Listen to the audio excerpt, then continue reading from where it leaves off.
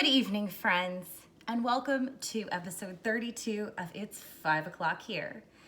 Now, this one comes on the heels of Mother's Day, and in that honor, I am doing a special request from my mother. What up, Rue? And that is the Euphoria cocktail. Now, the Euphoria cocktail, I frankly don't really know where it came from. It might have been made by the folks at Saint Germain, but I've seen it on cocktail menus in a couple of places, and it was one that she had at a restaurant and loved it. And so I have adapted it here for y'all. And so let's get to it. So the major ingredient in this is Elderflower Liqueur, which of course the most popular is Saint Germain. And Saint Germain is this gorgeous Art Deco bottle. It's like, it's very like, it's beautifully, oh gosh, it's like carved from like, it's amazing. Anyways, it's also expensive, which is fine. I mean, Saint Germain is great. I sometimes do have it on my bar, but right now I have the less expensive, but still just as great option of Saint Elder on my bar. And Elderflower Liqueur, it's something that has been around in Europe for a little while, but then a guy here actually brought it over and made it, and he died very young, but he did an amazing job with creating this brand and this just insanely beautiful visage and of this Art Deco bottle and the Saint Germain elderflower persona almost of really having that beautiful. There are floral notes, which are very soft and subtle, but there's also a warmth and roundness to it. And elderflower is actually this, like, they look like baby's breath almost. Oh yeah, there you go. They look like that. And they're used in a lot of different things in Europe. I've seen sodas with them in it when I was in Belgium recently, but they're also used in pastry, teas, a lot of desserts you'll find. But Saint Germain, it's funny, their kind of claim to fame, if you will, is that they're harvested on the side of the Swiss Alps during this peak season, which is why it's so expensive. But I'm not hating on Saint Germain at all. I absolutely love it. I just was at a Virginia ABC store and I saw the Saint Elder and I saw that it was half the price. And so I wanted to try it, and it's actually lovely. And I don't use elderflower that often, but it's a wonderful addition to especially any sort of gin summery drinks or vodka summery drinks, things with bright citrus notes to them, or basil-y herbaceous notes, mint. We're gonna use sage today from my Aero Garden. That's my basil from my Aero Garden. So now you know where I film. I mean, you knew where I filmed anyways.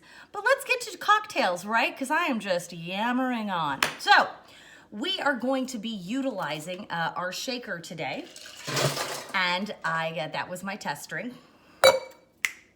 Always be prepared, said the worst Girl Scout ever. I never sold many cookies. I remember there was one time I really wanted this like wolf stuffed animal, but you had to sell like something like $3 grand in cookies. And I was like, that's not a hustle I'm willing to push. So here I am today. I think I turned out fine. You can still actually order Girl Scout cookies from some places. I think you still can. I just had a case arrive, so. Peanut butter patty / tagalongs. Get me through this quarantine. All right. Gin. Gin is our base spirit. So we're gonna be using 1.5 ounces of Tanqueray gin or any other style London dry style gin. Now, in this instance, you could actually use something like a Hendrick's. It will impart a little bit more floral notes to it though, because Hendrick's does have that rose base. So if you really like floral flavors, which if you have a bottle of Hendrick's at home, you either do like it or somebody gave it to you and you don't know, which is fine. And I realized I just put 2.5 ounces of gin in there. It's fine, I'm just gonna leave it because I'm gonna drink it. 1.5 ounces. Okay, then we're going to do 3/4 ounce of our elderflower liqueur. And so you can't, I mean, I always like to kind of pull back a little. I've seen quite a few recipes out there that have a full ounce of the elderflower in there, but I add a little bit of my own special twist to this one that adds a little bit more sugar to it. So don't worry about it. We're gonna back off just a little bit on the elderflower because the elderflower liqueur, because it is this super floral flavor, that florality, it comes through so strongly. Even though it is a gentle flavor, it's not one that you can hide. It's the same thing like in perfumes, you know, when you smell perfumes, because we're getting the flavor from the same place. You know, we're getting the scent from the oils of the flowers, and here we're getting, you know, that flavor from those oils of the flowers. Half an ounce then of simple syrup. I'm sorry, quarter of an ounce of simple syrup. I can't do anything. It's Monday, my Lord. Quarter of an ounce of simple syrup. And this is not rich simple syrup. This is simple syrup. So this is a 1-to-1 because I don't want this to be really viscous. I want this to be a very clean, very smooth. You know, I'm not trying to add any sort of body to this. And I also want it to be a little less sweet. And then also, you'll want to make sure that if you do one, use a lighter colored sugar because you do want it to have that nice bright yellowy flavor. All right, now, then we are going to add a half an ounce of fresh squeezed lemon juice. Now, the fun part. I'm going to be using about 5 leaves of sage, and this is also, like I said earlier, from my Arrow garden. So you can also get this at the grocery store. I'm just gonna smack it a little bit to really release those oils. You can smell that. And now, just like we've done in the other cocktails with like basil, I'm gonna tear it. So just tear it maybe into quarters. That's it, just 1 and 2, and pop it right in there.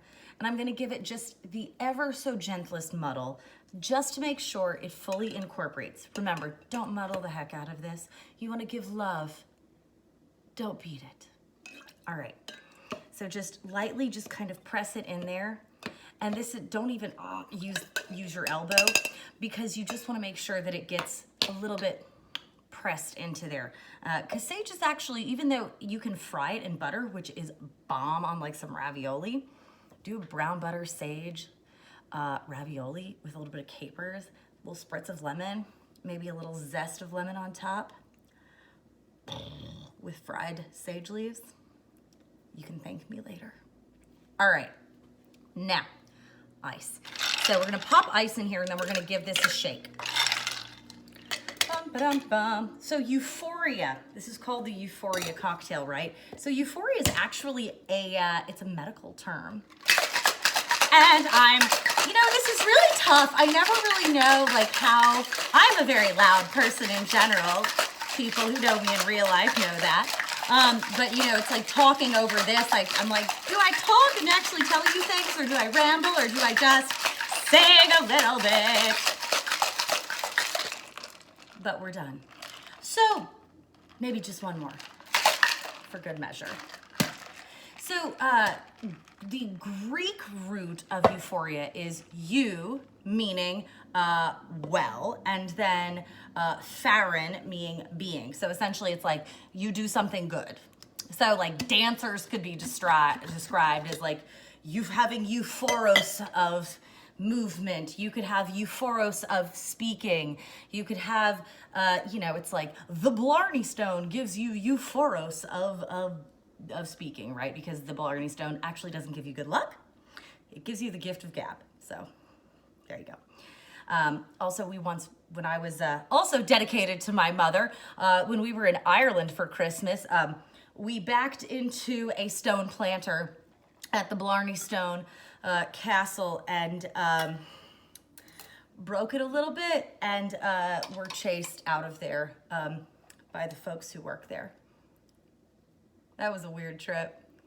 It wasn't the only weird thing that happened. But anyways, so euphoros means you're born well, you're healthy, and then it kind of didn't really go anywhere until the resurgence of the word, of the modern version of the word euphoria in the 17th century. And then in the 18th century, the early to mid 18th century, it actually showed up in some texts talking about actually how patients who were sick reacted well to drugs or treatments. And so being euphoric or having euphoria is being given drugs and being like, yay. So currently the medical speak today, you'll know it as like the feeling from mania of manic depressive, also known as bipolar disorder.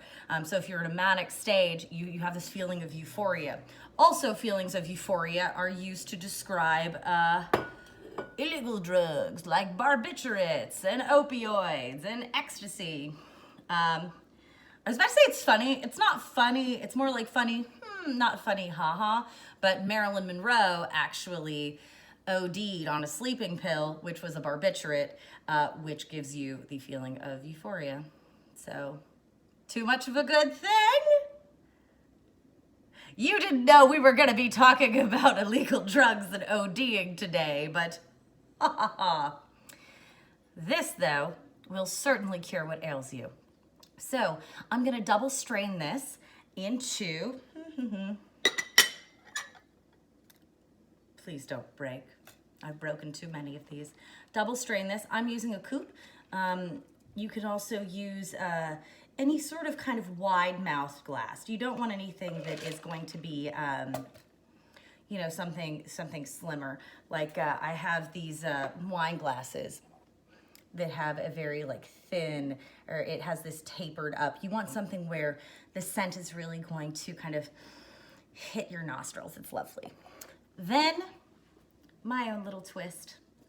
I'm gonna do just a tinsy bit. You can do about a bar spoon or two of champagne on top, because I feel like nothing is truly euphoric without a little bit of bubbles. And life is always better with champagne. Now, to garnish, we are going to, now I've had this sage leaf soaking in ice water to kind of brighten it a little bit. So we're going to top it with a sage leaf, just right on top. And then I have a little twist of lemon that I've cut. Remember, you can get a twist of lemon by doing just a lemon wheel and cutting right around it, and that's what's gonna yield it. So then we just do a slight twist of lemon that is not going to cooperate, obviously, because it never does when you need it. Hooray. But yeah, no, you can also do like a little candied sage, which is also great. There we are. So, euphoria. And I'll show you what this basil or this sage looks like right on top. The bubbles get you, and then you get that lovely taste of the elderflower, and then the gin and the lemon just kind of come ringing around the end. Cheers, folks.